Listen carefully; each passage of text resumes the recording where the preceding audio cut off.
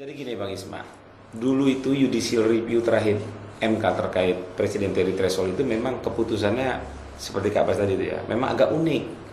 Agak uniknya itu judicial review-nya itu menerima Effendi Ghazali itu bahwa presiden dengan pilpres dan pileg itu bisa dijadikan satu momen, tapi masih menyerahkan masalah presidential threshold-nya itu ke pembuat undang-undang.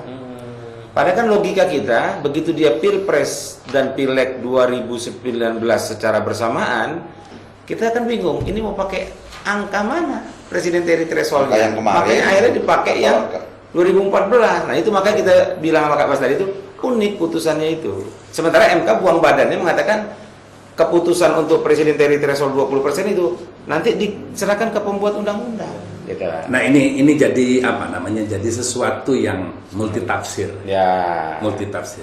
Karena di dalam Undang-Undang Dasar itu yang berhak mengajukan presiden dan calon wakil presiden itu adalah partai politik dan koalisi atau koalisi partai politik. Ya.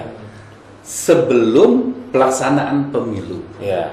Ya kan? Partai politik sebelum pelaksanaan pemilu. Nah, ditafsirkan oleh pembuat undang-undang bahwa partai politik sebelum pelaksanaan pemilu itu adalah partai politik yang pernah mengikuti pemilu sebelumnya. 5 tahun sebelumnya. Iya kan? Kalau dia presiden 2019 maka hasil pemilu 2014 yang dijadikan acuan. Nah, tafsiran lain terutama masyarakat sipil menafsirkan yang boleh mengajukan itu adalah partai politik yang sudah disahkan oleh KPU untuk menjadi peserta pemilu dalam pemilu yang akan dilaksanakan. Betul. Itu kan dalam pemilu yang akan dilaksanakan. Nah, tetapi lagi-lagi terganjal karena di dalam undang-undang itu bahwa ada 20% itu 20% kursi di DPR dan kursi perolehan suara. Artinya kalau 20% berarti kan menguatkan tafsir bahwa partai yang sudah ikut pemilu. Karena yang punya kursi di DPR itu partai pemilu yang ikut pemilu kemarin.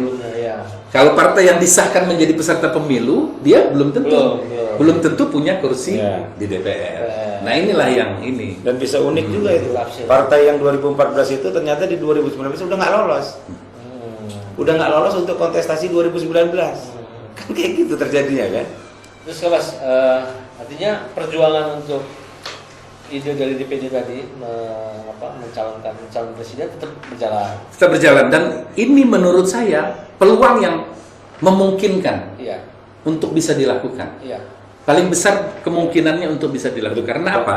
Karena ini adalah amanah masyarakat sipil yang yang disampaikan melalui ketua DPD oleh raja-raja Nusantara. Ya kan?